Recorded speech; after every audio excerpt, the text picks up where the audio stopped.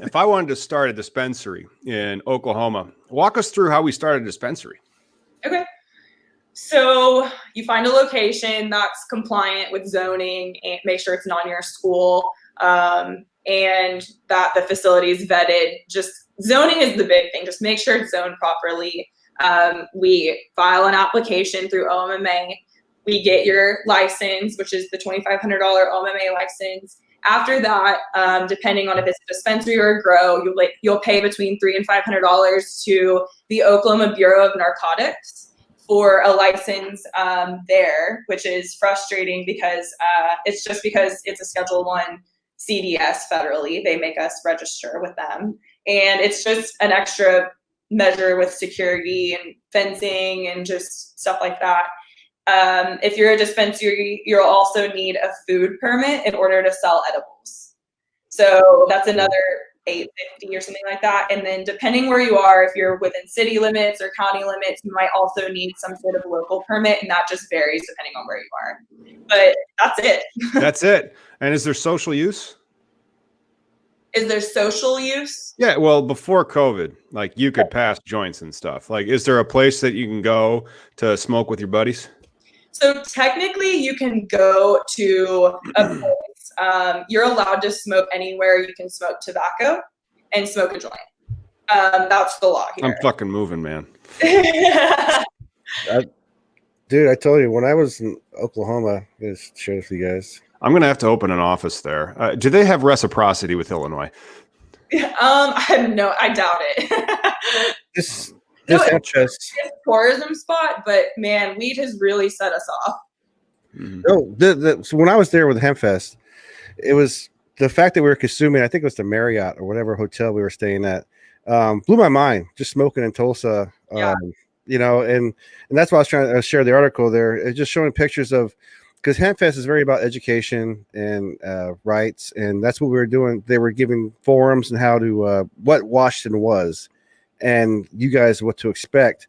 Like we didn't even have business license requirements for medical. That was just people having their onerous for whatever city, whatever they were at, to take a license to have a store, a brick and mortar.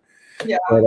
But for the most part, you know, we had holistic care practitioners and any doctors willing to give you a script, and it was the Wild West. I could travel anywhere in the state at one time with my prescription, go do a dab at a place or a farmer's market, or pick up an ounce of flour and actually smell it and touch it, not prepackaged some bullshit. How is the packaging Rex down there? Is it like that? Is it fresh flour or like bulk flour? Yeah, so you can either sell it prepackaged, you can package it in store. A lot of people just like to do it because it's like easier to regulate on the wholesale side, so they just do that. But no, they have reciprocity. They do. Oklahoma has reciprocity with Illinois, so I might have to petition and then put a pin in there. Imagine that they'll deny you.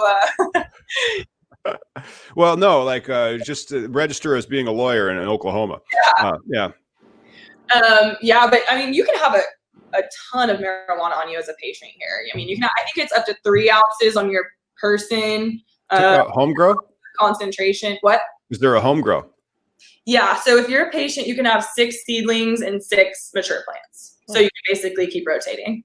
And that's per patient. So, you know, if you have 2-3 patients living in a household, then. Oh man, we have draconian stuff. It's 5 plants over 6 inches high per household. So if you have like 3 patients in a household, 5 plants. Yeah, it's silly.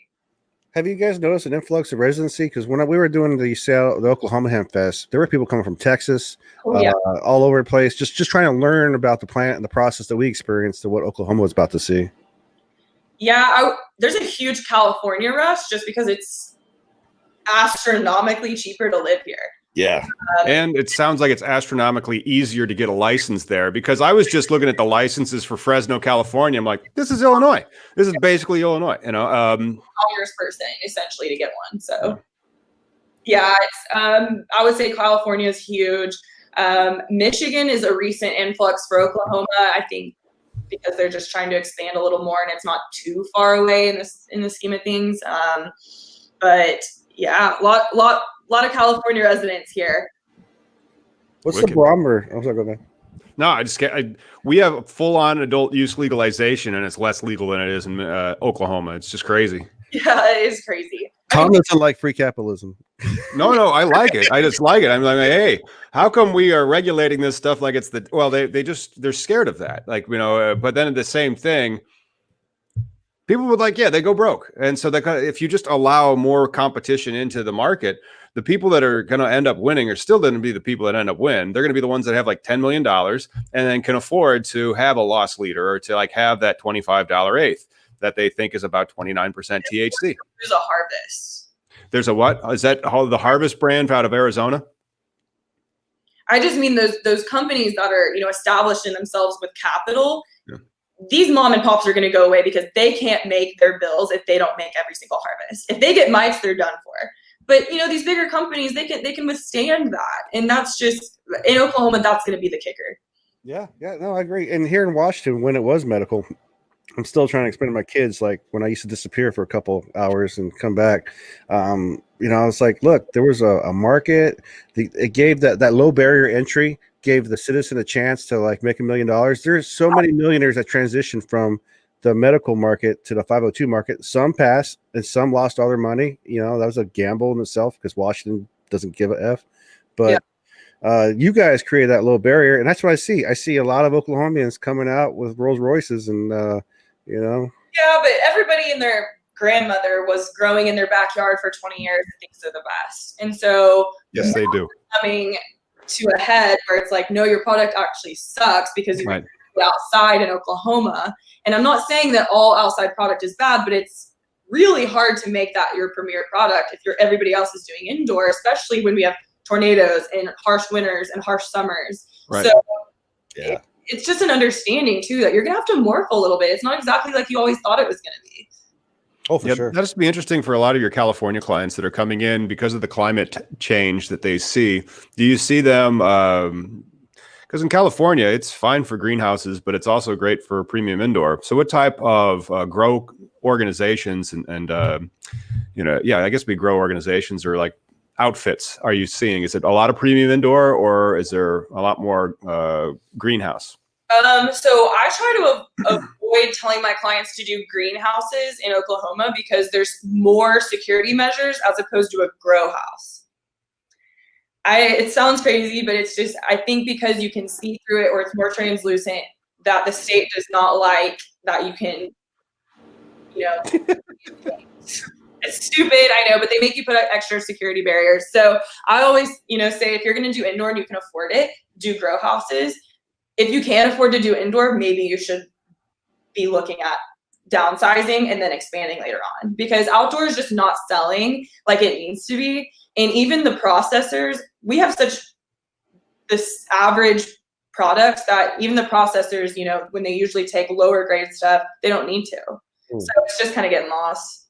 How's the growers like? And that's what I was telling my sons as well. I explained to him like during medical, I can grow a couple plants, save some for myself, and take the rest to a dispensary and sell that. Can a medical patient? No. Take it?